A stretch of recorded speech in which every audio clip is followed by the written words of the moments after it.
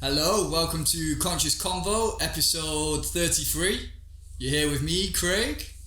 Also Chet, and we've got a special guest. This is Muzzy, right? Muzz, whatever, yeah.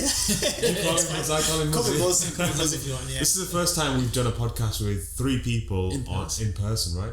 We've tried to do one on Zoom, and it was okay, but I felt like Zoom has got that weird thing where if someone says something, it goes to them, the microphone switches to them, and then you don't hear what the other person's saying. So you end up just talking over each other, and then it just records bits and pieces. But in person, that we're all about. Yeah. Real life encounters, and yeah, we could see how it goes with Muzz. First time we've actually met in person, right? Yeah, it's crazy, man. Like, just using Instagram and technology to connect.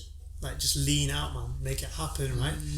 Yeah, we've been talking about the negative part of technology in all of our podcasts, and now something positive has come out. So, yeah, we're not all about negative things, guys. As much as we always talk about the technology aspect in a very negative light, but it can be positive as well, especially stuff like this, connecting with people. Yeah. So, you met through Instagram. How long has it been since you guys have been talking? I don't know. Maybe a year, was it? Cloudy, yeah. About a year or so, yeah.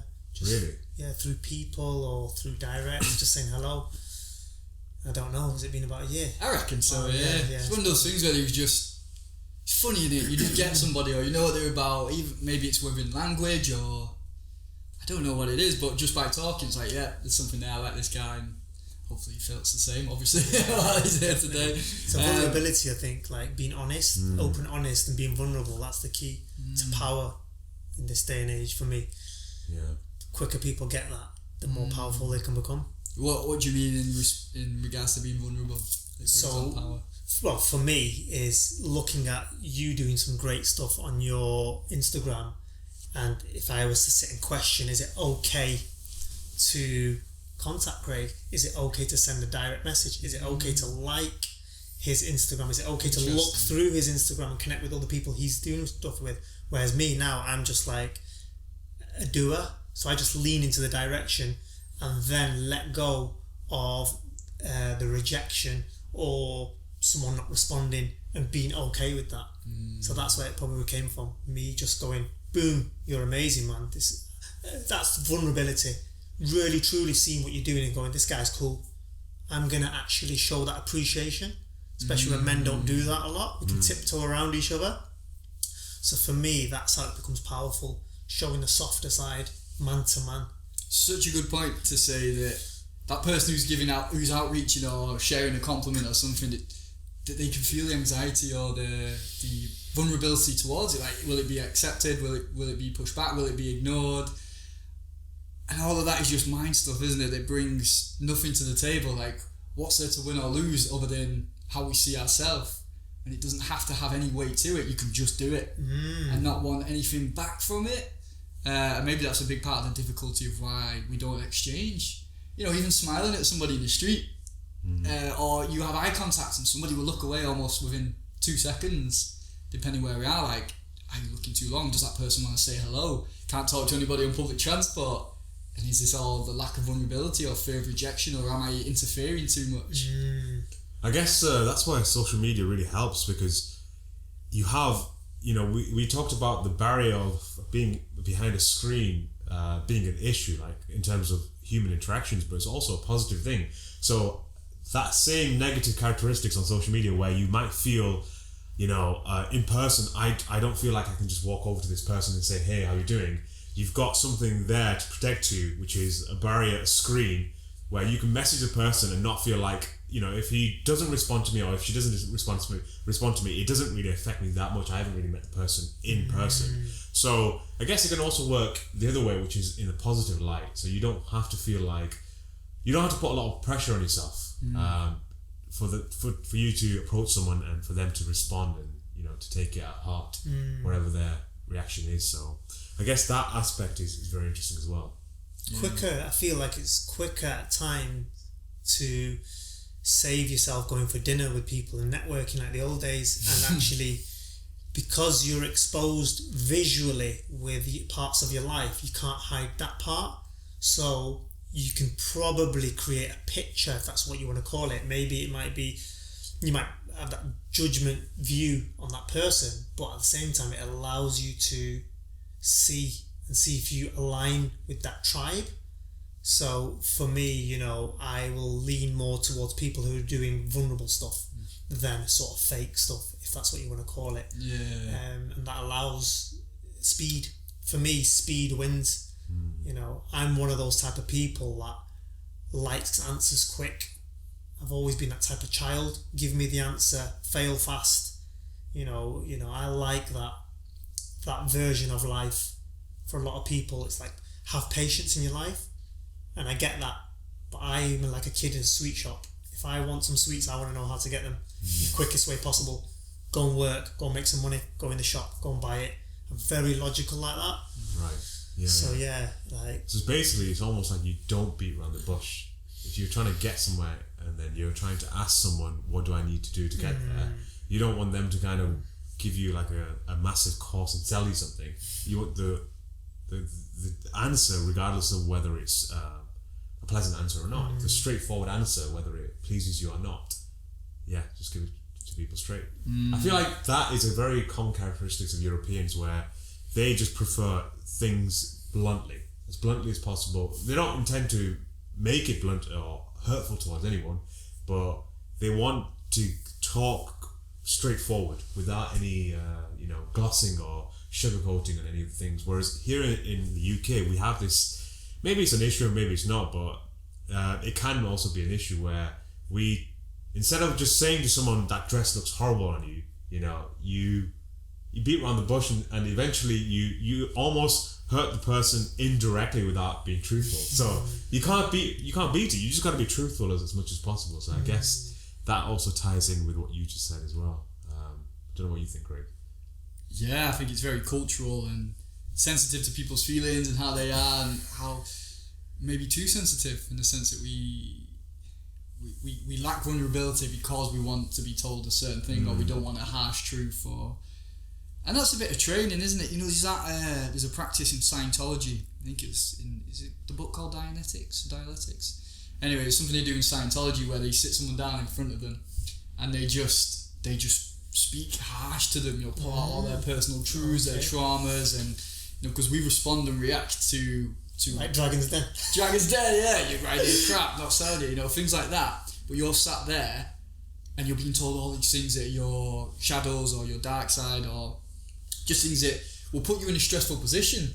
And the point of that is to diffuse the effect that it has on you. You pull out these things of what we were talking about earlier, like the past and the image that we've created and what we've almost become because of the past, which we've all become something because of it, but to effectively let it go, and those things that claw into us to no longer have that impact, which, maybe it's not the world's best things to be said about Scientology, but that practice itself, there's benefit in that.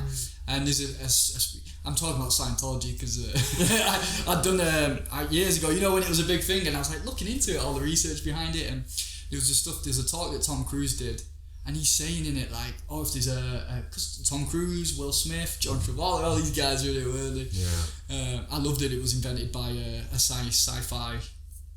His story is interesting, where he failed at writing all of his novels to kind of sell them, or his books, and then he brought them all together and created this crazy lunatic story, and it became almost a cult or a religion. Well, it did. Well, it did. Yeah. You pay thousands of pounds to be a part of it. Just to be a part of it. Yeah. You said this thing that Tom Cruise was saying, and again, this is why things have value. And you say, don't shoot the messenger, or a lot of the things in yoga and the bad things that the yoga instructors and the teachers have done. He was set up.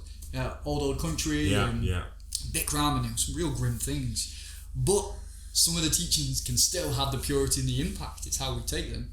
But anyway, Tom Cruise was saying, like, when there's a car, you're driving down the motorway and there's a car on fire, and he's saying he wants to be the person who can respond to it, not who just drives past or stops and looks in horror. So he has to diffuse those elements of yourself that make you freeze to go in and do a job. Which actually brings us around to what it is that you do, Moz. That's crazy, man. Scientologist. Yeah, firefighter, of 18 years. It's crazy when I think about it, because I don't like to tell people, and I think it's because I don't like being put in a box, because I think then people view and look at me like that's what you do, and then that defines you. And I've always been affected by control from a very young age. So I don't like, I think I've got to the bottom of it. I hate being told what to do or what I am or what I should do in life. And that comes from schooling and just environments growing up and that kind of stuff. And so I'm a firefighter, but I'm okay with being defined by that. When you see a bunch of kids who are like, oh my God, you're a firefighter. So then I can use that as a tool to say, look, come to the fire station, I'll show you the fire engine and the blue flashing lights. And then I appreciate it more. But I just allow it to be a part of my life, and I come away from it because it allows me to then do other things. So I'm also like a property developer. So people are like, are you a firefighter, a property developer? But I thought you was a boxer and a Thai boxer. And only till a few years ago have I accepted, when a good friend of mine is a consultant, said, you are many things and you really need to celebrate that. It really stuck in my brain, and every day I wake up, I try to make sure I do something that celebrates being different. And for some people it's uncomfortable. They're like, calm down, slow down. But I actually enjoy knowing that kind of life's your oyster in a way. You can do lots of things, because when I try to stick to one thing, it becomes a problem for me.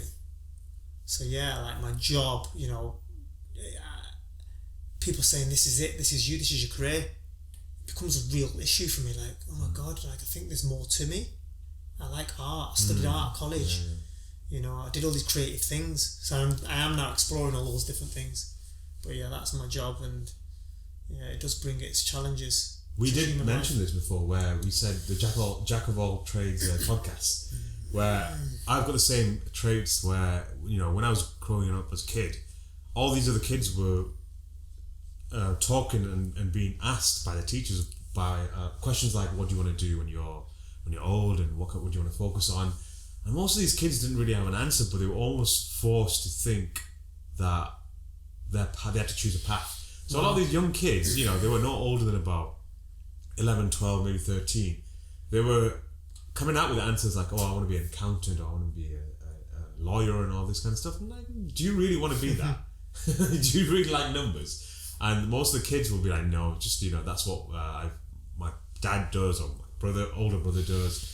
And it's almost been programmed right from the start. So that might just come out as something that's very, childlike. A child's just kind of running through different things in their mind. But eventually it can manifest into something bigger, where it becomes very unconscious. If it's one thing if a person says, I want to become an accountant because I love numbers and I love doing this kind of stuff with numbers, or I love being a lawyer because I love working with these crazy cases, like my sister loves the cases that she works on. That's one thing. But then if you're eventually just doing it out of it being a job, then it becomes a problem. Then it becomes a very unconscious type of activity.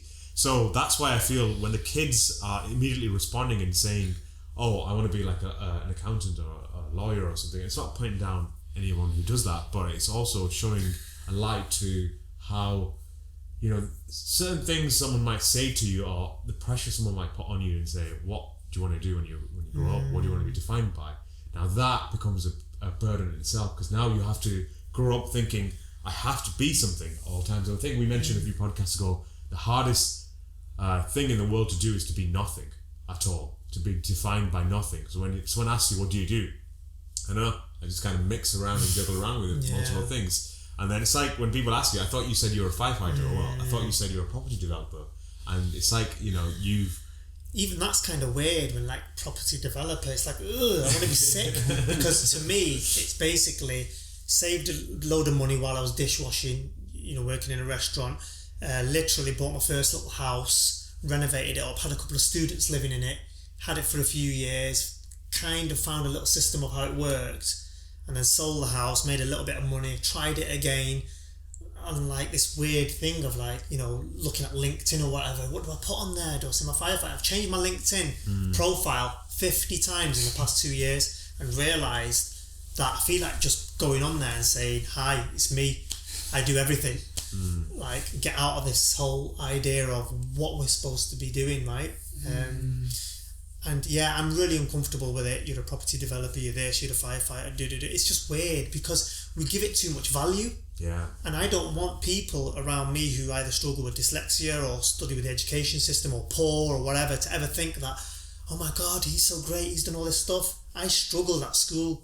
I struggled so much. I had so much pain with fitting into the system that I don't want anyone else to go through that pain. So I hate isms because people give it too much value. I can't be a firefighter because you've got to go through all this process.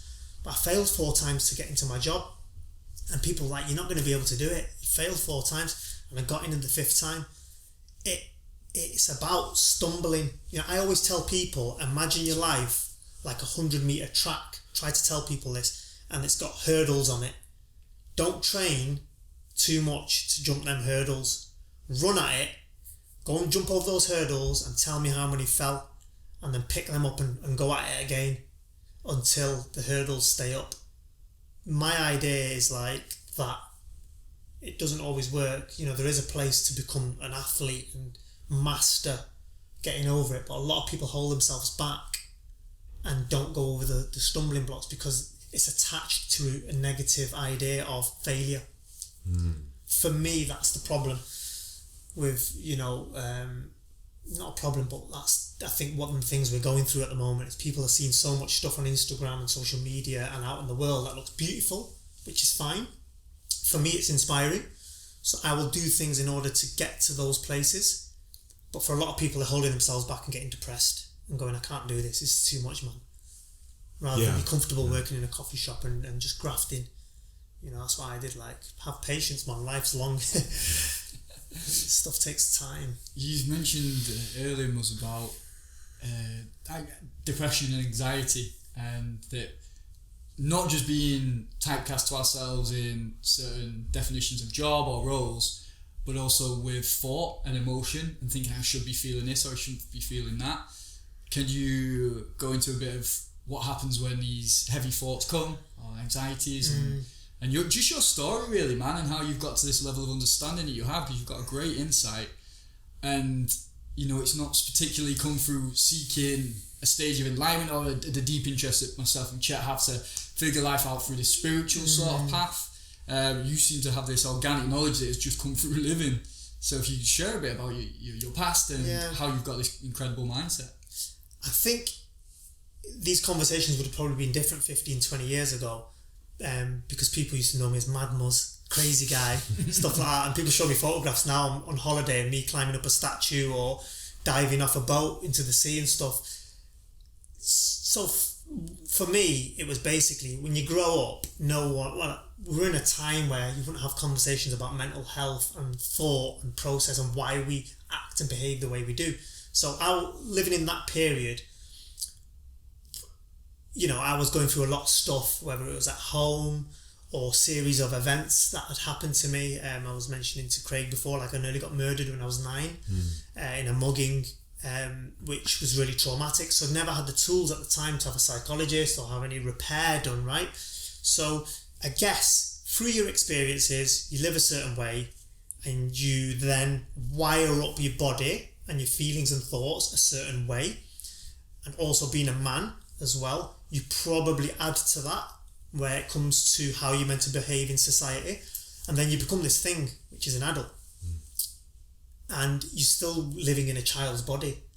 So then I'm now going out and living with these behaviours and thoughts and actions that aren't healthy. Eating too much chocolate, chasing cars, lifestyle, money, thinking those fixes are making me happy and content. But what it was doing was it was sort of just fixing a feeling at the time, and then I'd start again because my brain was wired a certain way. So that for me was the anxiety and the depression. I think the depression was more like at night time, where it was like, burnt out, I don't feel good about myself. But I'd pick myself up and go at it again, and then I guess that was the anxiety. So I would run on fuel the anxiety through the day, and I still have elements of that now, high energy, but I'm aware of those thoughts and feelings, so I don't act on them now. So I think it's the same sort of behaviours that people do when they act on drinking a lot of alcohol. That action is, I guess, covering the anxiety and the thoughts and feelings. It's like an oppression, it's like a medicine. So for me, I will now use my anxiety when it crops up as a positive thing. So I have that energy, I accept it now.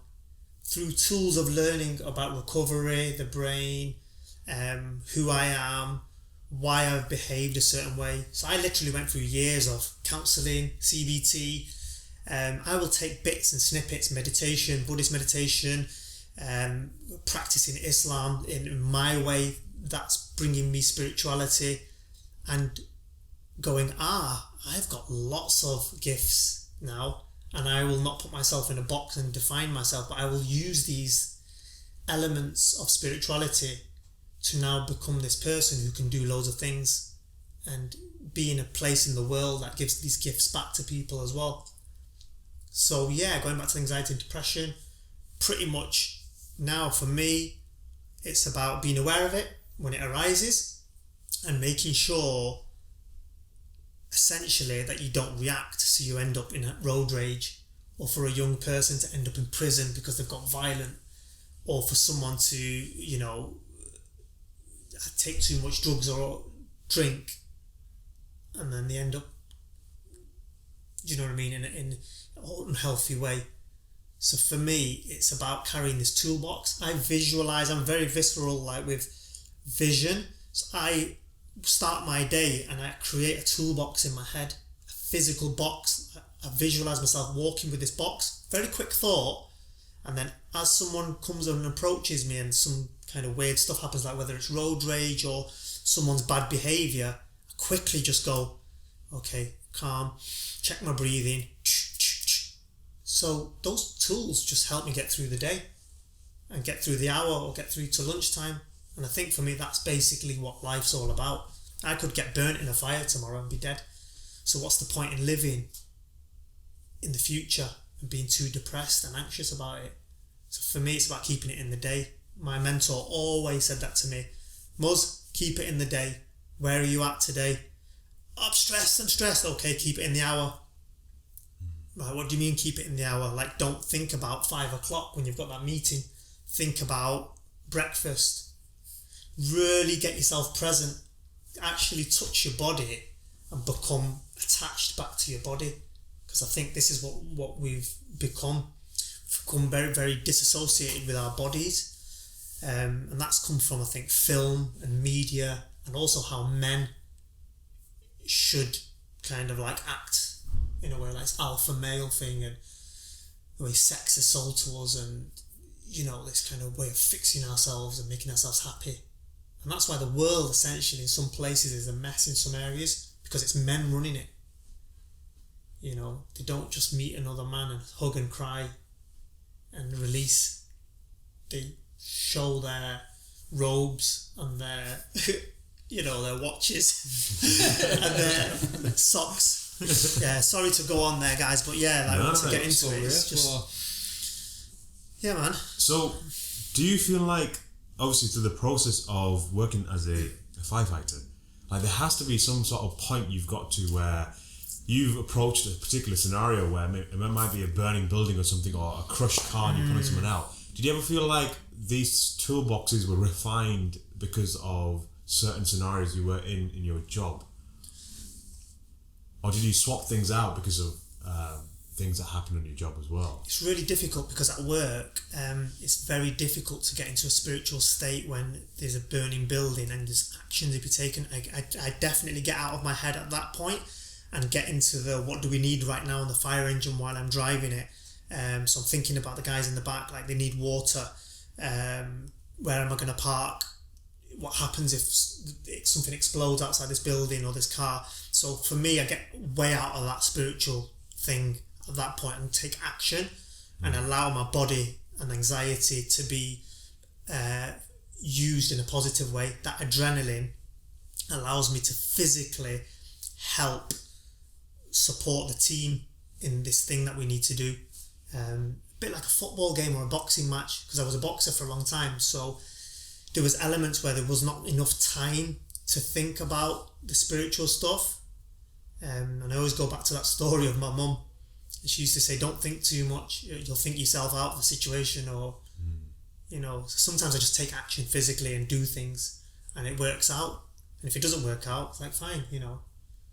Is there thought when you're doing those things? So when you say that it's that moment of action and you have to respond, are you thinking, or is it instinctual? There's a lot of fear. If it's the firefighting thing, there's a lot of fear that comes up, and there's a lot of traumatic PTSD type fear that comes up, because of a lot of the guys probably don't, and girls in the job might not say it, but seeing dead bodies or seeing someone burnt to death throughout my career, at the time I kind of just had a lot of adrenaline and like, oh god, that's a bit freaky.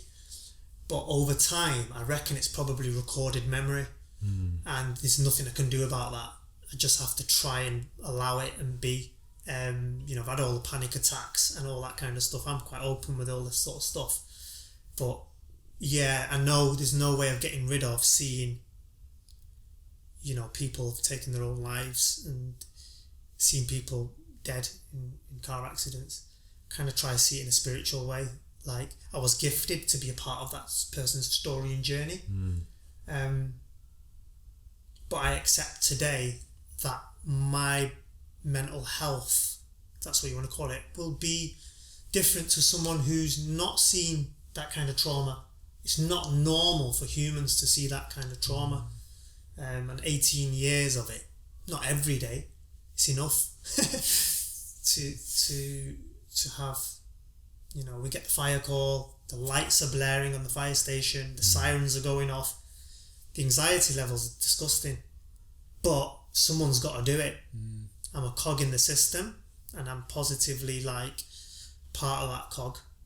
You know, someone needs to be a part of it. Maybe it was destined for me to even be having this conversation right now. I've not had a safe space to have this sort of conversation. I work in a very alpha male environment. It's quite difficult to have these conversations, you know.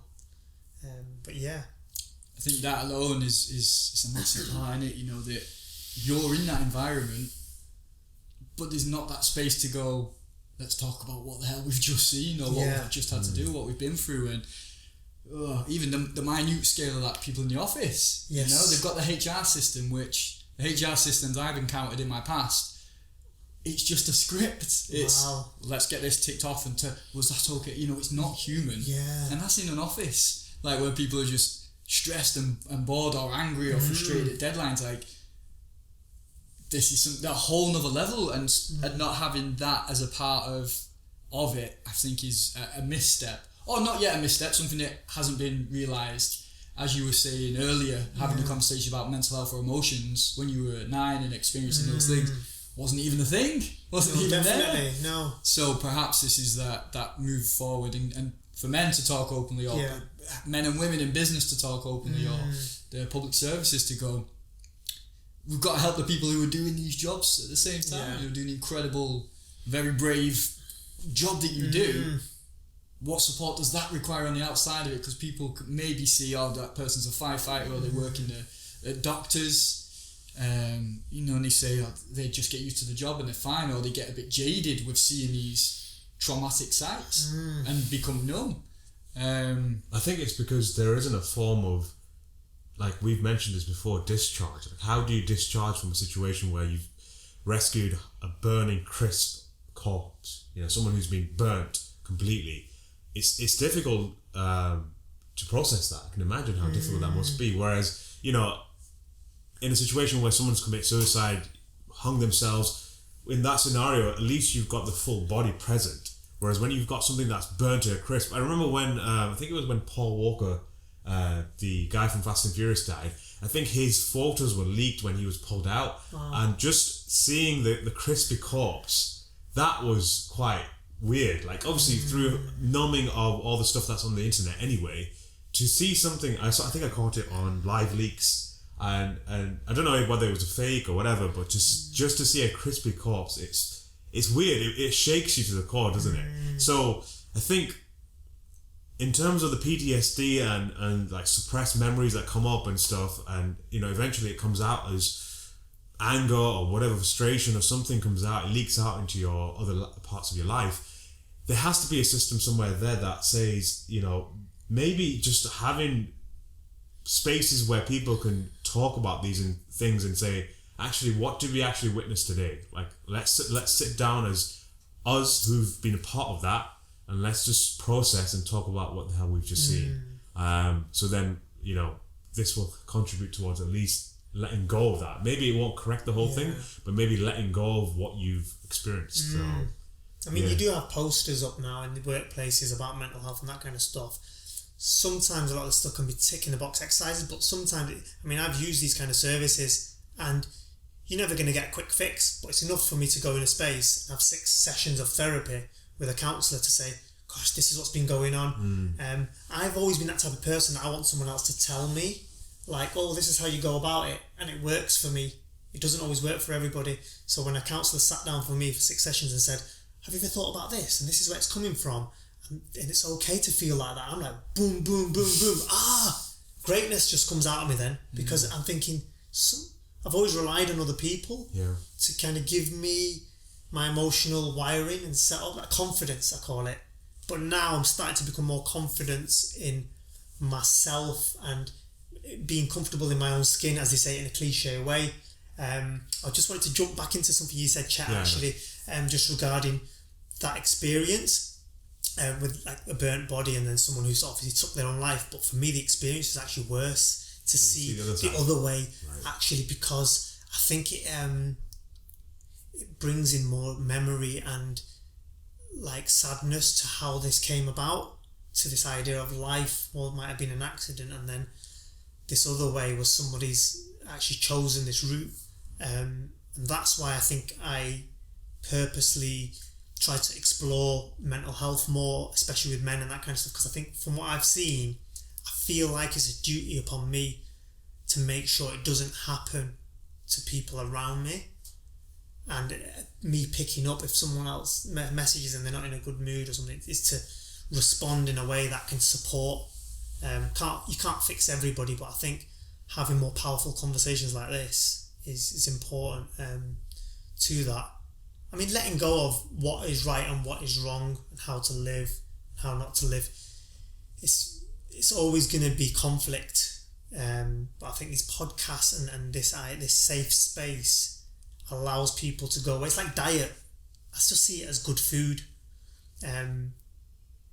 But I know a lot of people like myself as well used to crunch through podcasts and crunch through self-help books to get this answer, and then realised, like, if we only use 2% part of our brain in our lives, then we're never going to get to the full learning anyway. If we're constantly around this 2%, we can just keep learning. Some people get quick fixes. I'd say a lot of elements of my life have been fixed permanently. Like, literally fixed. I know I won't go around certain toxic people. Now, I know I've chosen that, what a toxic person looks like, what an environment is like, and how bad it is for me. Whether it's family member or relative or whatever, I will remove myself from that space. So those are quick fixes, I think. You know, for someone to stop drinking alcohol because they know that's what's causing them harm, that's a fix. No doubt about it, like 100%, you know. But I think the wave of spirituality, you know, religion, God, or how we're supposed to live, and happiness, that we need to explore more. I've really detached myself from the word happiness. I've realised it's such a, like, lame word. And I don't want to say it in a bad way, but so I basically say to myself, if I can walk in a room and someone smiles, that's happiness, but the feeling quickly goes. So if I had a nice chocolate cake and I'm going, wow, I've earned this £3 cake, I go, oh, that's happiness. Literally 10 minutes later, it's gone. But I say to myself, that's what happiness is. You need to feel crappy, I think, in life in order to know what happiness is. I think this idea of feeling like Zen all the time it doesn't exist, and we shouldn't chase that. We should be that I remember working in a restaurant, 200-seater restaurant, and washing dishes, and as them plates were flying at me, finding a way, I was singing in my head, finding a way to get through that. So you could do it and be oppressed and depressed about it, or you could think about the £70 a week you was earning, and that's what I was doing. I was visualising the paycheck on the Friday, £70, getting that cash in that envelope and going, yes, £5 for cinema, £3 for this, £10 for this. I was like worshipping that. So for me, washing the dishes was not a problem. And that's what I think people need to get into now. Hard work, being in a boxing gym or going on a diet or having to go to work, smiling on that tube while everyone looks depressed and you're smiling in your head going, I'm grateful for this. I know we talk about gratitude a lot, but that's the nail on the head for me, is being grateful and repeating those affirmations. I'll wake up sometimes and won't leave my house without repeating 1,000 things to myself, because physically it changes my brain before I go out to work. I sometimes need it. I'm that depressed in the morning that I have to say, Muzz, you're amazing, you're great, you've done this, you've done that, you've helped this person, you've helped that person, you've fed this person, you're a good guy. I have to repeat those actions. People think it's mad. For me, it works. For me, it gets me in the place of smiling energy and gets me through the day. Do what you've got to do to make shit work. Yeah, it's interesting you say about the whole thing. It sounds very zen. Like, the fact that you can carry on doing this thing, this task, and it doesn't affect you that much because you've got this mind that you focused on one particular goal. That is probably the definition of zen. It was interesting as you were saying it, and why I asked the question before is whether you're thinking when you're doing these things. It's because I've got a great little book over there called Zen and the Art of Archery. Wow. It's one of the best.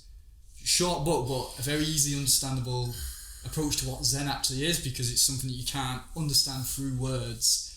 And in this whole book, they teach you through archery from a master, a Zen archer master, and he's teaching them they're failing a lot, and it's all about getting into something that you can't get into via thought, but you have to practice with thought and action to get into it. It's such an incredible paradox. But the point is, essentially, you're doing it. You're just doing it mindlessly. You're not thinking. You're acting, and you're not judging your thoughts. You're in there. You've took your breath, and you're doing it. And it's funny because you were linking the fire truck, or when you've got to do the thing, to boxing. You said boxing, and because it is the same thing, or athleticism. You can't think. You just do. You've trained. Yeah. You've built yourself up a certain way. You've applied the thought. Off you go. Like you Habits. probably know habits. And you put your hours into the train, you've got your discipline, and you've got your surrender, and that's where you get the flow state from. So all the boxing you'll be doing, the practice, the training, when you're in the fight, that's its own moment. You can't restart the training again. You're in the fight, you're there. So you've just got to, and if we can learn to dance with that without the constrictions of, shit, is that right? Is it wrong? Do I need to do this? Is it going to be, will things work out? You can't have that in those situations, right? When I studied art at college, and there's lots of quotes about artists, like photographers do 10,000 photographs before you actually even start, or paintings, throw them away, rip them up, start again. Like you have to, even like your Kardashians of the world or whatever, they didn't just appear. They worked hard at creating that model. People think they just appeared. They didn't appear. Their mother had a strategy. Their parents had strategies. They rang people. They literally got up and said, this is an idea, let's try it, let's move forward. So even the people you think that just get this, or just, make this hit song, they might have had like failings. Like they've applied for 10 jobs, and then all of a sudden got depressed, got into a music studio, created a couple of beats, made this hit song, and everyone's like, oh my God, overnight success, or how do they deserve it? What have they done to deserve it? And that comes from judgment. Like, we really need to practice not judging people, and I find it quite hard, but I try to show love to people who I see who look angry, as a shopkeeper or someone around me that looks really uncomfortable. I really think to myself, I put my hand on my heart and I just say, I hope that person's all right. I hope their day isn't causing them too much stress, because that's the only way for me to grow. Because otherwise I judge, and when I judge, I'm giving my brain space, and I don't want to give my brain space, because I want my brain to have space for making a music studio, fixing up properties, you know, doing great things, meeting you guys, connecting people, putting people together in a room so they can share this sort of stuff. So I will consciously make sure that I could try to get away from that negative idea of talking about, you know, what's going on in the news today. Yeah. Try and get caught up in it, but I try and practice staying away from it, because in the end, you're losing time. If you want to start up a company, you know, do it now. Everyone's like, oh my God, it's the worst time to start something. It's the best time. Like, if not now, when? Everything I've done has been from action at the time. I did property in the recession when everyone said it's the worst time. You know, I joined the fire service when people said there was 100,000 applications and there's only 80 jobs available. You got no chance. I remember those words ringing in my ears. But thankfully, because I've done so many things in my life and I got to a place where, oh, hang on a minute, I've tripped over loads, but loads of... My head's like a lottery machine. Every now and then a good number falls out. So I recognise that by doing, things appear. And every door that gets closed in front of you, I am a strong believer there's a purpose for it. That horrible person who denied you of whatever you wanted and you felt teary and vulnerable, magic appeared. I'm a strong believer of, you know, your higher power, God, whatever you want to call it, has designed the system absolutely for that magic to happen. So the quicker we understand it, the quicker we can start living our amazing life and then being really happy with it, you know what I mean? That's my idea of my experience. See, I'm not making this stuff up. I'm talking 25 years of storytelling of bloody hell. I remember falling over that. I remember getting chased by this guy and getting battered, and do you know what I mean? All these stories and memories, and saying, actually, today I'm alive and well. Things are all right, you know. A lot of things go wrong for me as well, but if I attach my brain to them, then it's not beneficial to me. So, you know, yeah. So it's not giving space to thoughts that you don't want. Yeah, because that's what's happening right now, where obviously because of the situation we're in globally, even in the UK, a lot of people are giving a lot of space in their minds to these ideas of why is this person doing this in the government, why is this person not doing this. I think once a decision's been made, all you can do now is adapt and respond in however you feel as though is right for you. Like you said, you're losing time. Like we just mentioned before this podcast, where's this year gone? You know, the summer was there and gone within a matter of seconds, and I don't think we had half a winter last winter. Well, not even half. Winter usually starts around December here, end of December, January, February. We had 2 months of winter, and by the time March came around, it was already spring because March, April, what happened to it? It was gone.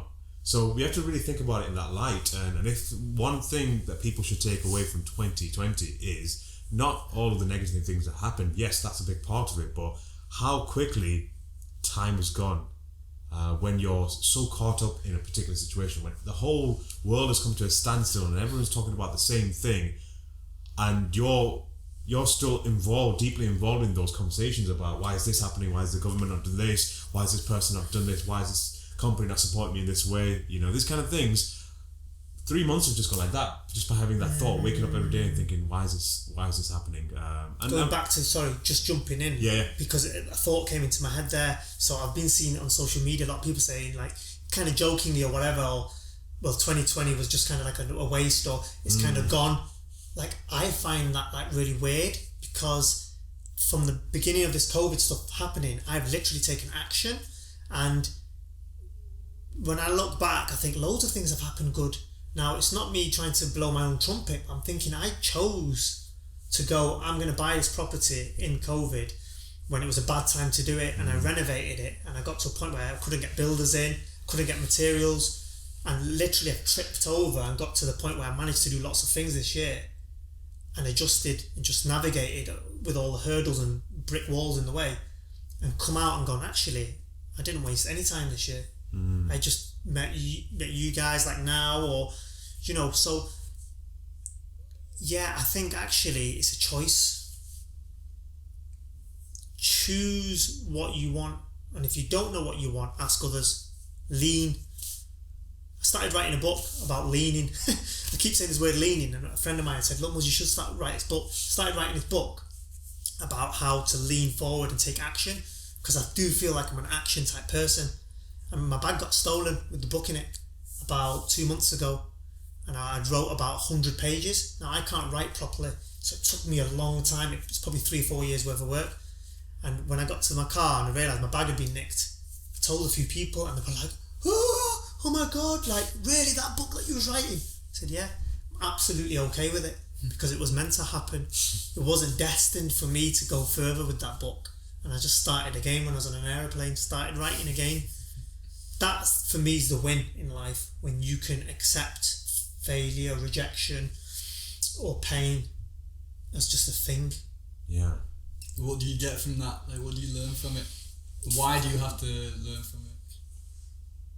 I learned that I should have locked my car. I left my car unlocked that night. But yes. I learned that, like, the language of letting go.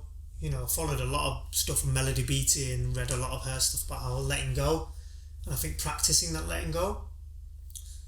Like, for example, if this podcast got accidentally deleted or you forgot to press record, I've got to celebrate that we just did it between ourselves. Yeah. We've done that plenty of times anyway. Once the camera switches off. This could be a plan. This is a setup. We've not had a single perfect podcast where everything's run smoothly, so maybe this one might be the first one, looking at the spikes there. Look at children though, like how they explore and paint and learn by numbers and paint by numbers, and then as they get older, we just restrict ourselves a bit. I think that's the problem in it. It's like when you watch children and animals and they just free themselves, the idea is to be comfortable with, sometimes you have to get things done in order to live a life in a system, but also be able to allow yourself to be a little bit more freeing and exploring a bit. Like, I know so many people go, oh, I can't make music. It's like, well, you was pressing buttons and hitting a drumstick when you was 5. What do you mean you can't make music? Like, people just don't give themselves permission. Like, oh, I can't cook. This Instagram is so good. Go and get a flipping egg and throw it in a pan. Like, I see life so simple when it comes to getting things done. I don't know how to set up a podcast studio or a music studio or how to fix up houses. I literally go on Google and I ask the questions, and if I don't get my answers, I ring people up and I pester them to hell until they delete me. And in the end, I've got what I wanted from it. It may sound selfish, but I'll also give back to other people who ask me for help. I will literally drop everything codependently and help, because I know how much it means to have a mentor or have someone to support you. I'm a flipping problem solver, man. Someone comes to me with a problem about money, I will try solve that problem. I'm a firefighter, man. We come up to a building and there's fire. It's like, how are we going to rescue this person off this balcony? Like, we don't have a system. We have to work it out through the way we learn our commands and structures as a team. We don't know how to deal with someone in a car that's crushed and they're stuck inside it. We're like, what the hell? But we've got tools on the fire engine to start the process. And what we do is we try different things. So someone will say, listen, you're slightly slimmer, you slip into this window here, you're stronger, you grab the tool from that side, bang, something doesn't work properly, okay, used to come over here, someone talk to the casualty. We make it happen, man. We make it happen, and if you can adopt your life to that, you can live a great life. For me, that's just coming up like relationship, and how life is relationship to all these things and all these different people around us, like how we interact with them, how we think about it, what the reservations are, the value system, and it's all just relationship, that understanding, perception, as we were saying earlier.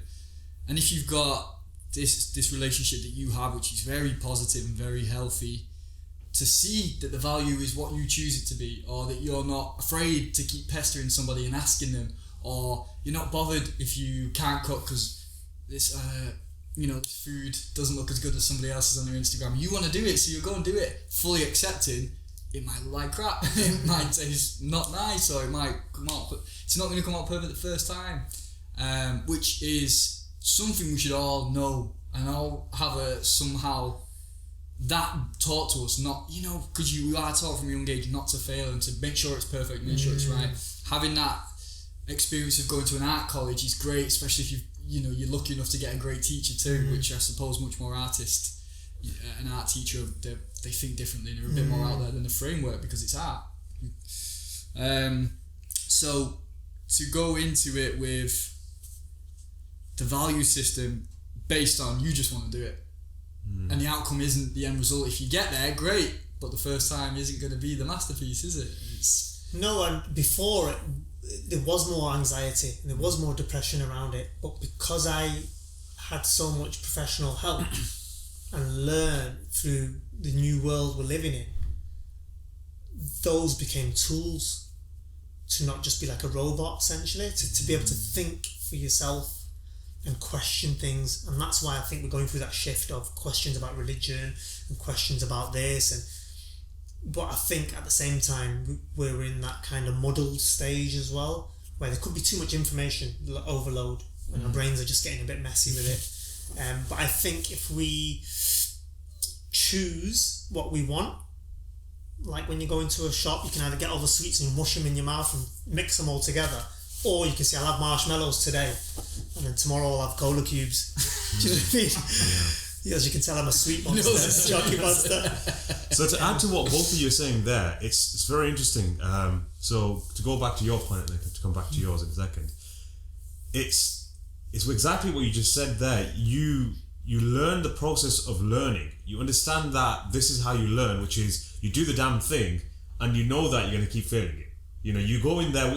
Most people, once you get to a stage where you understand that you're going to fail the first 100 times or 200 times before you actually see some sort of decent progression, you get going into the whole scenario thinking that, there's no point in even focusing on the failing aspect. That's part of the learning process. So let's go in there with that idea and let's just ride the wave until you get to a stage where, I'm doing something now, instead of just purely pinpointing on, oh God, it's going to be a failure for 100 times or 200 times before I get anywhere.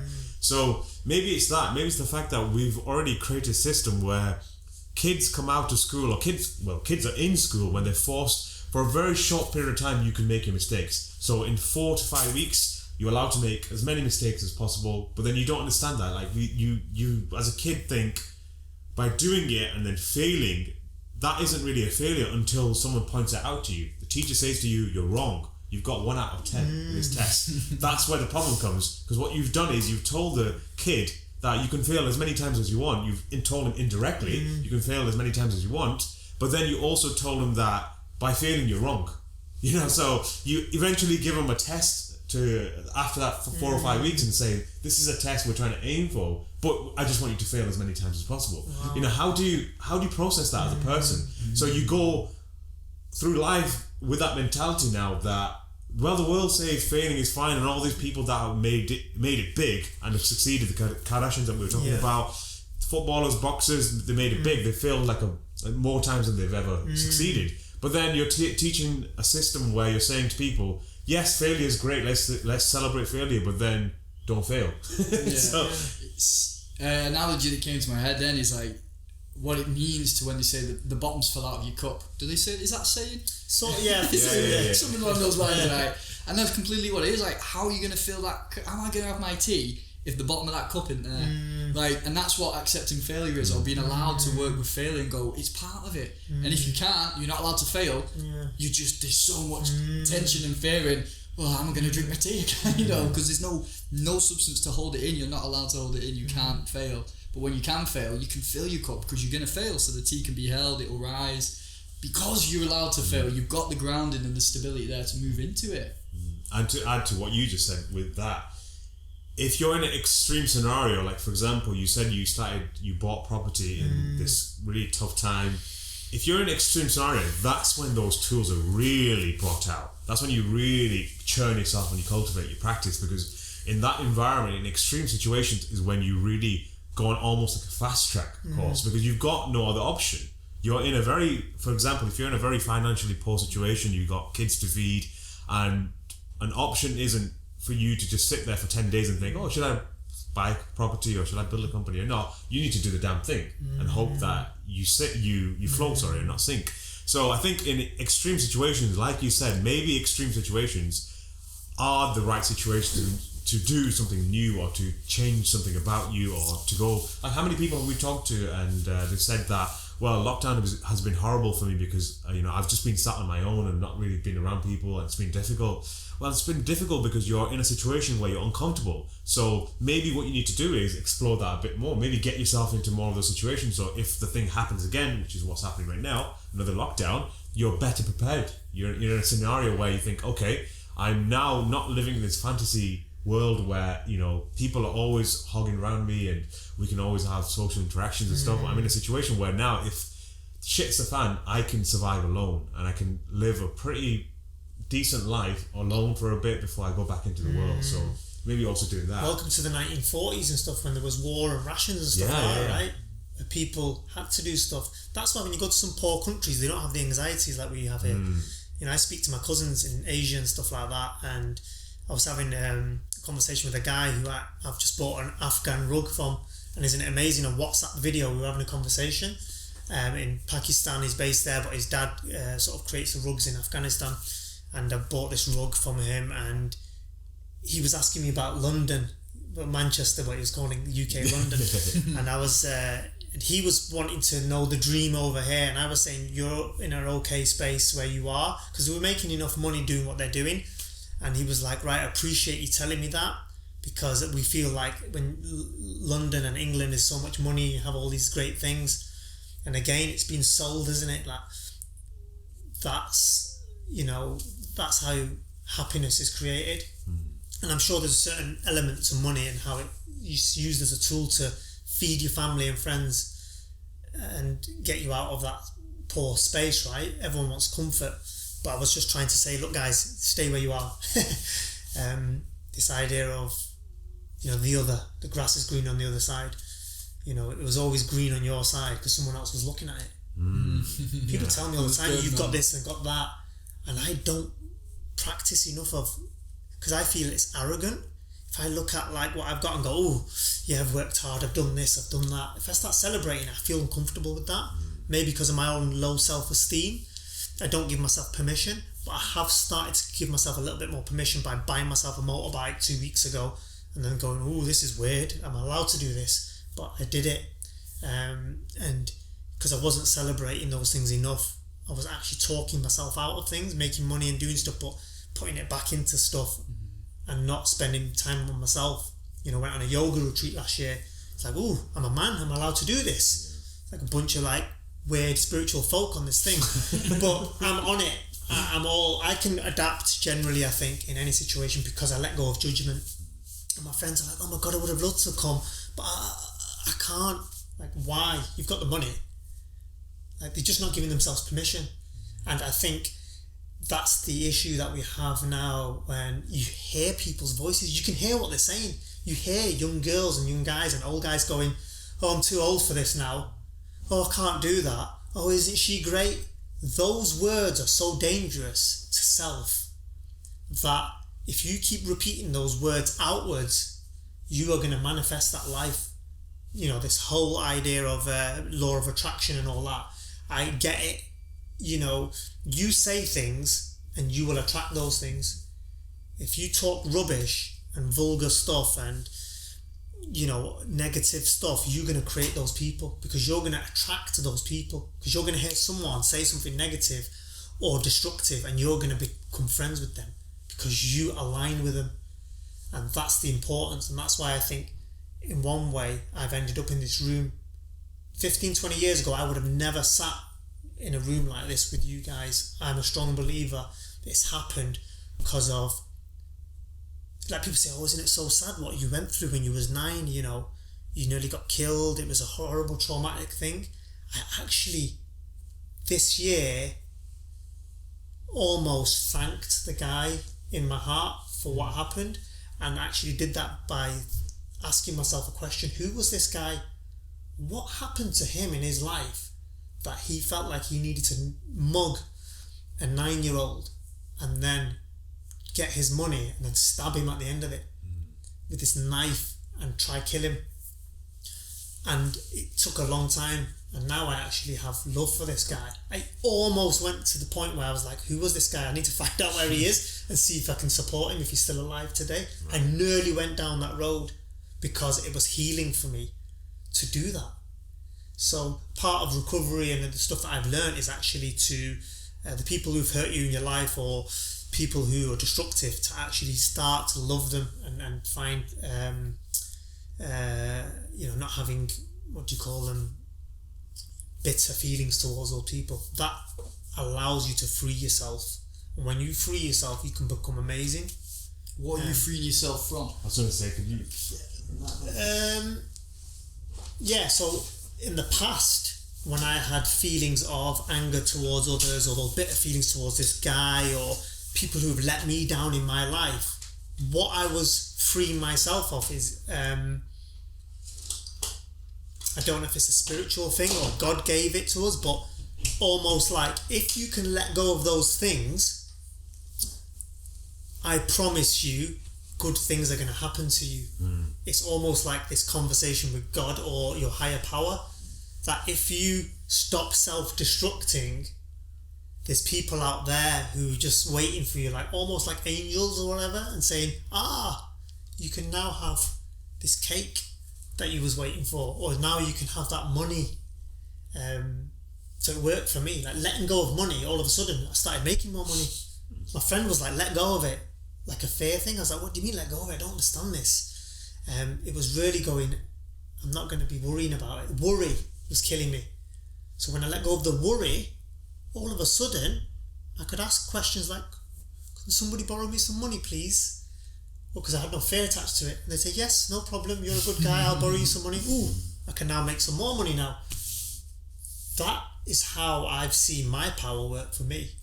And I'm sure there's people out there who manipulate people in a negative way when it comes to like power shifting and psychology. But for me, generally, it's being vulnerable. It's telling the truth as much as I can on a daily basis. And that worries me about people. Too scared to say this is what their weaknesses are. Friends always say to me, why are you telling these people how to make money in property? And I say, because it's powerful. You don't understand what I'm doing. I'm building relationships up because this person now trusts me because I've helped them so much.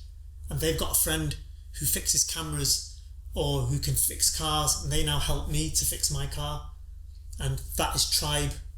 So for me, taking this podcast or whatever it is, it's all about building tribe, teamwork. As a firefighter, teamwork, it doesn't work. Teamwork makes the dream work. As cheesy as it sounds, the famous boxer will not be the famous boxer and the success without the coach, and without home life being good. The musician, the hip hop guy needed a sound engineer to fine tune some of the music. We all need people. We cannot do this on our own. There's this stupid idea that people think that this one athlete or this one person is doing it on their own. They are not doing it on their own. They have people around them who like them, who are helping them, and you can create that model if you start giving out positive energy. That is my worry about people today in an environment that can be quite selfish. So purposely once a week, part of my self-growth is to basically ring lots of people and ask how they're doing and if there's anything I can help with what they're doing. People just think it's weird, but I just do it. And even those people sometimes think it's weird, think, what is this guy after? But they're people who know me now. So I will say, let's get a pizza, come to mine and tell me what the problem is in your life. And I'll try to see if I can help. And even if it just gets it off their chest, they're like, oh, that was interesting. Thanks for inviting me. That's me, man. It's awesome. Yeah. Some people think it's unhealthy because it's quite codependent. I get a fix from it, I think, but I don't attach it to a project anymore. I just attach it to being human and thinking, sod it. What I am getting from it is love. I think that's what I'm getting from it, is love. Something I was probably missing from me when I was younger. And I think that's what I probably yearn for more, is love. So yeah, man. Sorry to take over. No, not at all. No need to apologise. You're here for this, man. We're here for you to speak. Yeah, you're the guest, man. what you're saying about how people will perceive it as strange that you're doing these things or inviting people, having a cause or things that actually have been done for you and they work for you and you're now doing on an amplified or grander scale. It works. Because it works. It works. And not only that, is what people will find strange is because of the selfish mentalities that we have about what do you want out of it, or why is he doing that, or that's odd. Because we have we want to accumulate. We think there's going to be an outcome from it. It's going to be somebody's going to benefit somewhere. When the love or the feeling, that's it. That's the ultimate anyway. Yeah. That's where we want to be, and we want to try and raise that state and dare I say cement it, but have love as the base of all we're doing and for reasons why. Because when you've got love, I shared a video that Krishnamurti said last night, and it's hard hitting, man. He's saying he's not loving the world. People think there's love, and this is why I think a lot of people don't listen to Krishnamurti, because he's bang, he slices, he doesn't take any crap, and he'll tell you, you don't know what love is. We pretend to know. You might have sensations or attractions, or you want the best out of self-interest for that person, for yourself, and all these other things he's saying. If there's love, there wouldn't be war. If your mother loved you as much as you said, or your father does, or you love your kids, or your partner, there wouldn't be jealousy, there wouldn't be ambition, there wouldn't be competition, and it's so fucking right. Like, take a moment to consider that, If we were in love, we wouldn't have those things. Because love is selfless. Love is unconditional. And what does it mean to be unconditional? There's no borders. There's no conditions to fill, which is what you're activating when you're looking at the shopkeeper or the angry person or the person who tried to kill you, and trying to develop that love, that sense of love, because that's the only freedom. That's the only real freedom there is. Wow. Not your job title, not what you're trying to do, not you're doing it in the art, or you're doing it in failing because you're not trying to get somewhere. You want to make and create, which is coming from love to do, to put energy into the world, not to get the approval, not to sell it, not to whatever, like the business thing aside, like we've got to live and eat, but it's all coming from the position of raise energy, raise love, because there's no conditions. If there's conditions, it's not love. It's so easy to do though. Like, I think we make things so complex. Like, that's the key element here, is if you're going to kind of want to go in that direction, then you've got to start with the minute you walk out your front door to the person who walks past you on the street. If that's the way you want to lean, is to just look at someone and say something. People sometimes go, don't, you're going to embarrass me. But I'll sometimes say to someone, I really love your hat there. And you'll just either see them burst out laughing and like wave, or they'll get like kind of uncomfortable with it. And then I'll just go, oh, that was my bit of work for today. I'll do it purposely. But I'll probably do it more when I'm with people, because otherwise people think I'm a bit of a freak. And I get away with it when I'm with my friends. But I purposely slow down life by saying things that aren't normal. Because I think in the end, right, to be special in this world and be like your Instagrammers doing great things, or you want to be, doing great stuff like Craig does, you have to be different to the crowd. And to be different from the crowd means that you have to not see it as a problem, like your Picassos of the world or these people. What amazes me is that to be different and act a bit like kind of quirky, people see it like, oh, he's a weirdo or she's a weirdo, or look at her, look at him. The minute it's monetized, money comes in, everybody accepts it like it's a thing. Look at hip-hop and grime artists, for example. Like sometimes, I'd be around people and they'll say, look at these young grime artists, I'm a bunch of fools doing this stuff in the studio. The minute one of them breaks through, like H in Manchester or Stormzy or Bugsy Malone or whatever, we accept, actually it's okay, Actually they're building a brand now. Oh, hang on a minute, I want to be a part of this. Oh, it's causing me anxiety now. Oh, how come I can't do it? Because you weren't vulnerable enough, like these guys or girls who get themselves out there. We easily judge. The Kardashians, they had it so great and now they're making all this money and billions and blah blah. It only happened because it happened, and it was meant to happen because they leaned forward with it. Celebrate it. Maybe it's not fair, someone having so much money in this world and there's lots of people who are poor and won't get it. Get with the program. The world is an unfair place. Human beings are not going to get it right. You know, if you believe in faith and stuff like that, or you have spirituality, like part of being a Muslim, you know, there are scriptures that talk about basically human beings. Like, there's not going to be a fix. There's just guidance, and it's up to you to take the guidance. You know, some people are forced to that guidance, and some people are just seeing it as this thing that they can just take snippets from. Yeah. But there's no right or wrong answer. There's no, you know, thing that's gonna, you know, you're human. You are, in Islam they talk about, you know, it's actually like words of God if you believe in that, but it basically says in some scripture that I meaning like God, have created you with defects of character, so you can only grow and give back and, you know, get to this place of growth, but you were created with defects of character. Quicker we kind of deconstruct that and accept that we're meant to be, you know, we're meant to have like flaws, if you want to call it, then the better you get. You know, I was speaking to a friend recently about this guy in Manchester who we know, who was amazing at boxing, football, basketball, skateboarding, BMXing, and you see him around the parks in Manchester. He's 50 now, and he literally, what he touches turns to gold. And I story tell about him because I knew him from a very young age, and people say, why didn't he make it in this or whatever? Because he's very comfortable in his own skin, walking around the streets of Moss Side, and everyone waves at him and knows him as this local celebrity, because Mario always kept himself first. He didn't need the money.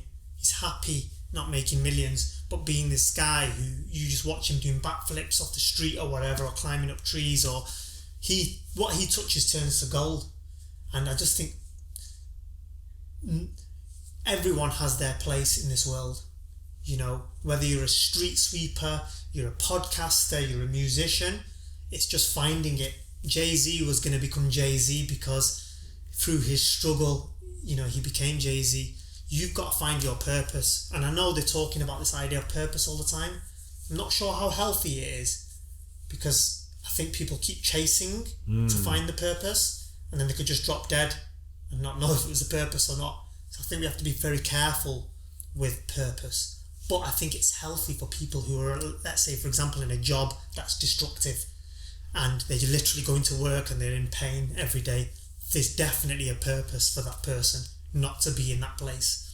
There's a purpose for them to find something new. So I think, yes, we need to look for these things, but not obsessed to the point where we become destructive in that as well. I think that can make us miss life too, you know, the purpose. And from my own experience of seeking and trying to find ultimate truth, you know, get to whatever the ultimate truth is, and seeing it, that pursuit becomes endless, and you miss life as you go along. You miss conversation or smiling at someone, or and I know it's a big increment of my impatience is because I shouldn't be washing the dishes because I could be sat meditating, you know, or reading a book, and it's like that right there is a disrespect to life, because that is what's happening in life right now. Just be there and do that, do the dishes. Where there's kind of the Zen approach comes in, is just do it wholesome, do it fully, and just be aware of what we're doing to be alive. And like in Japan, right, they have a lot of this philosophy. Mate, it's an art. I mean, I love tea. I have a little Japanese tea. I love it. In Japan as well. Like, it's a place that I really want to spend a lot of time at some point. But they've turned everything into ceremony, and their long ass tea ceremonies, how they make it, they pour it, sweeping. And I've mentioned this experience on the podcast before when I was in Japan.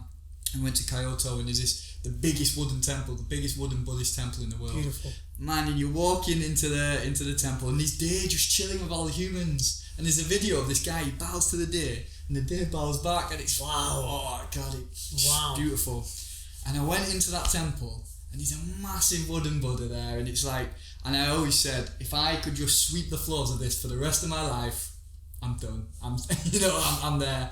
And in regards to what we're talking about, what does that tell me now? And it's just being it's love. It's being, if we're struggling to find love in washing the dishes, or my impatient comes, or unhappy at work, it's pushing away either for the washing the dishes. Realistically, that's going to be there my entire life. So let's get on board and drop the impatience and use that as a practice. If you're unhappy in a job and you're pained because of something, that's saying this isn't your sense of love. If we can, try and overcome, right, I have to pay the bills, maybe I have to stay in this job for a while I develop what I want to do on the side and build towards where I can naturally be in that love state more, because we're going to be more giving and caring because you're just happy. You're just in love doing what you're doing. And now, if that got taken away, it's a real thing, and it can be there, and it can come very simply. If you've nearly lost your life, or you've seen terrible things, the fragility of it all, and that you don't waste time waiting for perfection or finding the ultimate truth, because all you've got is what's the moment. Try and make that love, because the rest of the stuff on the outside, the social structures, the yes and no, the right, the wrong, irrelevant. Wow. Irrelevant. Just going back onto the thing when you said Japan, before I forget this thought, I just wanted to mention this. It just came into this thing of imperfection and stuff. Quick story here. So loving the whole music thing and been researching like how equipment was made back in the days and stuff. Found a documentary on Roland drum machines. Now, basically, I'll fast forward the story. Japanese guy, electronics engineer in Japan, doing his thing, trying to solve these mathematical equations to save making music with a drum kit, right? Because it's a big piece of kit. There was keyboards and there was other things, but he wanted to kind of like create the drum sound. So he bought these little transistor things from this factory nearby, and as he was trying to get over this thing, he found that there was a fault in one of these transistors that was coming through some of these transistors that he was buying. That fault and discrepancy created this drum machine that he made that became a part of world music right now. So I think it's called the 808 drum machine. A lot of people know it with hip hop and stuff like that, and that's where they talk about the 808. That drum machine was used for Michael Jackson, Marvin Gaye, Prince, all these people. But just bringing this story to where we're at. So I watched this documentary the other day, and it came in New York, and this drum machine landed in Berlin or whatever. Only 12,000 were made because they couldn't get these transistors to make the mistake they were doing. So they've not been able to master that. So only 12,000 were made, and from these drum machines, it's changed so many people's lives. And a lot of people who don't understand where electronic dance music came from that machine. And if you watch the documentary, it's a great way to apply that to your life in other ways, whether it's a restaurant you want to open, or a t-shirt company, or a fashion brand, or a spiritual retreat, that through those mistakes comes magic. And this guy was interviewed at the end of the documentary, which was the best bit, and I was like, is this the guy? And he had like a ventilator thing on because he was in his 80s or whatever, quite ill, and it's all in subtitles. But he basically talks about this idea of these mistakes and these hiccups and these problems, and not realizing how this thing he had made with these sequenced sounds became the magic. It basically spiritually ate into people's hearts. People went into a nightclub and they were like, what is that DJ doing? This is literally sending these people's bodies into a euphoric state. How amazing are human beings if this sound energy that's coming into this human being is making these people like in this meditative state. By this one guy in Japan who had this thing, could have thrown it in the bin, and it was a faulty transistor or transmitter or whatever it was. I'm applying these things to my life constantly. It's so powerful, man. It's funny that it's from Japan as well, because they have the tape called wabi sabi, which is the perfection of imperfection. So if you have like a vase and it's got a crack or a chip in it, they glue back together, but they paint the chip gold. So it's exactly what you're saying, and again, just the whole conversation pans out beautifully. Like the bad times or the traumas or the painful times, where you're like you are because of this mad shit that happened to you. You being able to talk like this and share it out. Forget talking about it or writing about it, you can feel it. Yeah. And that's what's way more important, is you can get it out and share that feeling, because that's when you know it's authentic and it's being lived, because we know in the yoga world that there's a lot of terminology and words that are used but never felt, zen, peace, relax, and the ideals of the script, but it's not the feeling. It's not experienced. It's not experienced. But if you can, when you experience it, because you've been through the shit, but that is what the perfection is like. That alone, a mistake, and look what it did. So what can our mistakes do? And I also had that flash of Forrest Gump when he's running and he puts his face in that guy's handkerchief and he has the smiley image logo that became a famous logo. I mean, I know it's a joke, but it's that sort of thing. He's like, just go and do it, because the gold will be there in the doing it. Like, it's amazing. That vase stories was interesting because I think they have that outside of Japanese art or Chinese art in general, one or the other. They make the perfect piece of art and then they purposely do something. They do that in Buddhism with their the what do they call them? Not the tankas. Is it the mandala patterns? The mandalas. They use sand. Take months, even years. As soon as they're done. As soon as they're done, they wipe it. And people think it's the same as when you're a kid and you build sandcastles out of sand on the beach, and you spend so much time creating this thing, and then you end up, the best part of it is when you destroy it and someone asks you, like, why did you destroy that? You had something that was amazing. Why did you need to destroy it? Well, it's because you can. It's the ability to say, I can let go of it once I'm done with it. It's when you're a child and your parents, everyone's been in this scenario where you've got a niece or a nephew or a son or a daughter, and behind closed doors whilst you're cooking, you see like a reflection of the child and they're dancing really well, and you think, this kid's got potential. And then you think, okay, this kid's got potential. I need to show this to my relatives. So you bring your relatives over, there's a massive crowd, and you tell your daughter or son, dance now, and they'll look at you and think, like, I don't want to. There's too many people or whatever. Or they might dance and it's very loud, and you're like, no, not like that. Do how you do like this. What you did the other day. And the person is completely confused because they don't know what you're talking about. Well, it's because you've got, we look at talent in this world and we look for perfection, and we look for this through this lens where everything has to be in a state of flow, and it's going to be sequenced perfectly and this and that. And through looking for perfection, you miss the imperfection, and through missing the imperfection, you miss the whole point. You miss the whole point of the whole thing. And it gets to a point where in life you'll never find a single perfect story where a guy grew up in a perfect environment, wealthy, and became this really rich person. No one gives a shit. No one gives two shits about stories like that. People care about rags to riches stories for a reason, because you're looking for struggle and then getting the pot, the end of the rainbow.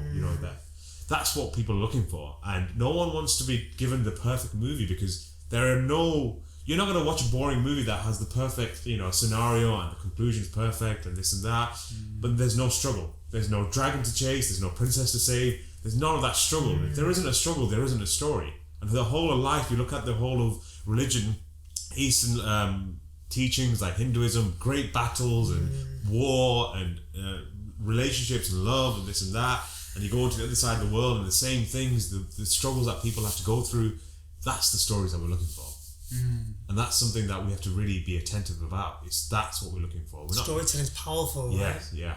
And it's that journey that we're looking for, not the actual perfection that comes out of it at the end. Yeah, Joseph Campbell's The Hero's Journey is the failure. The hero, Luke Skywalker, lost his arm to his dad. Spoiler alert. Neo couldn't make the jump off the building to go and die, to become resurrected, and it's always the resistance or the failure at the start to realise something grander will push us forward, the reasons that we have to do it. And maybe that's something in society. We don't have that thing that pushes us to have to do it. Where does it come from, this idea though, that thing of failure though, like the word attached to it? Like, so if you imagine you do something with some paint, or where's it come from? Because I don't hear that many people saying, oh, you failed, you painted your house wrong, or you tried to make a cup of tea, you failed. It's not like a speaker that's there. Like repeating, you're like a cartoon, you're like a big thing coming out going, you failed. It's like a weird subconscious like thing that's just there. It's just pure conditioning. Like the boxes, the tea, oh, it's too milky. Oh no, you've not left the tea bag in long. Oh, the colour's off. We're told from the get-go, like painting your house. Okay. It's not in the lines, so it's failure. So it's not neat, because we like neat. So we don't say failure, the word sometimes, but we just say it's not right, or it may not be working. Organisation, I reckon. You look at artists and why they're easy to get into that frame of mind. It's because they're used to disorganisation or the freedom of expression and knowing, they have a more intimate knowing that it's allowed to be a mess. And that can be the art. You look at abstract art or flick paint there and do that, and like, I'm done, I'm expressed, and it's empty.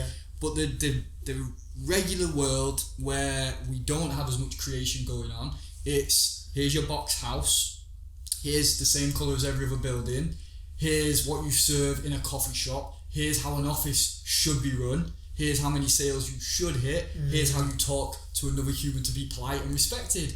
If you waver out those boxes, it's not right. It's not the conditions. Standardization, isn't it? Yeah, man.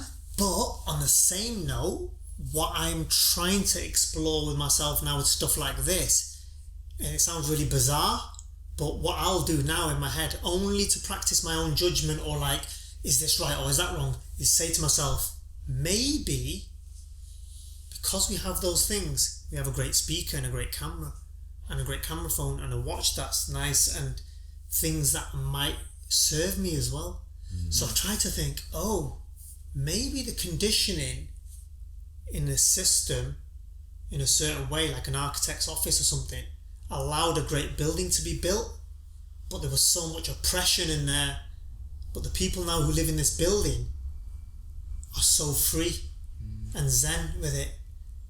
I'm just exploring that, and I'm not saying there's any right or wrong, but I'd like my brain to go in that space, to go, could there be something in it? You're right, man. You've just hit that on the head. That's everything we were just saying. Like, even then, the conditioning of the oppositions came in for me. You say that's what helped us to get to the point and now seen as opposition to freedom. And is that because the time period that we're in just seems a little down and there's not enough, or we're afraid to express or say what's right or wrong, or that we like this or we don't like that, or it should be a certain way. And maybe you can't look at a general mindset. It comes back to what you're saying about you've got to do it for yourself and be free of those, of the left and the right, and use them for what they're for, and implement and develop what you would like to see without criticism, but constructive feedback of what didn't work or wasn't helpful to your paradigms. Do you think that's because we've not got as much time to think nowadays? Like, and then there's a culture as well. Obviously, the governments have cut arts funding within schools and music as well. So your spirituality, everyone, like, I don't care what anyone says, human beings are made mechanical and spiritual. No one can argue that. So people who are like, I don't believe in anything, and that's fine. You don't believe in anything.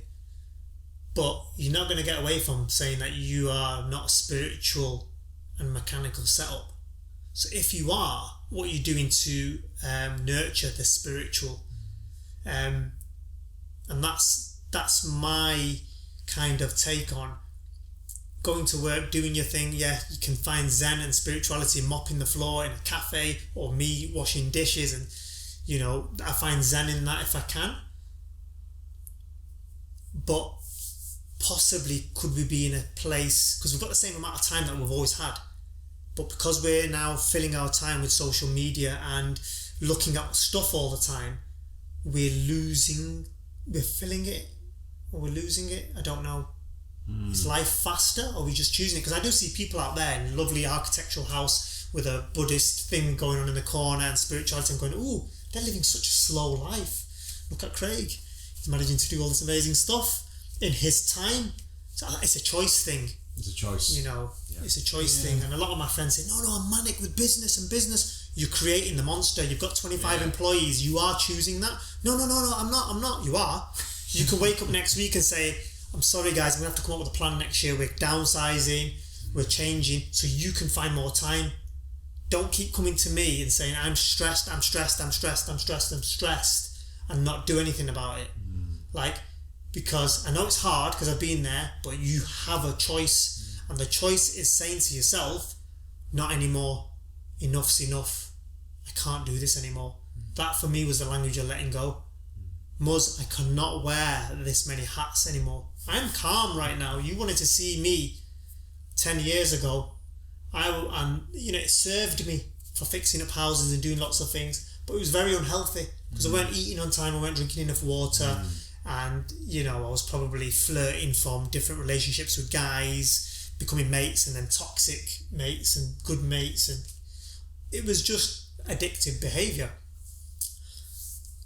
So I think connecting, searching, I think having an imagination is an important thing today. To sit and say, I want to dream. Before I go to sleep, say, how do I want my day to be tomorrow? Because I used to do that a lot. Sit and become this kind of ghosted kid. And I did that to protect myself when I was younger. When I was really scared and really hated people, I sat on the wall outside or I went for a walk and I just look at the space and I felt comfortable. So I'm always been that type of person who's dreaming, but it's worked for me because I've now used those dreaming spaces to plan the next day. So I'll dream myself into reality, and it's crazy. So people probably do it when they have plans.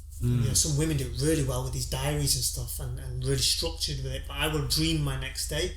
Most of it doesn't work out the way I want, but a lot of it does. And then I laugh at the end of the day and think, "Ooh, look how easy that was." Yeah, man. I wish people do that. Yeah, you don't put any value on that. Yeah. Because this is what we are constructing, we're creating. And if you believe in creation or that we are created by God or consciousness, life itself, you have that element of creation within us. And that's how you do it, with visualization or energy or even a simple. I think there's a lot of people who've made it and not realise that they do it that way. Their energy's high, they're just good people, they don't have a clue about law of attraction or they just love life and people, and they get the life they want from that. Success, they have nice holidays, they do things, they travel. It's again, it's going back to the thing of the right answer, the wrong answer. I really would, if one thing could come out of this space right now for me is that there is no right and wrong. So people can go, I can breathe now. Really? There was no right answer? Okay then. I can start living now. Yeah. It's a strange sort of concept because a person who's never experienced the choice of what's right and wrong and then what the choice that there is no difference can never fully relate to that.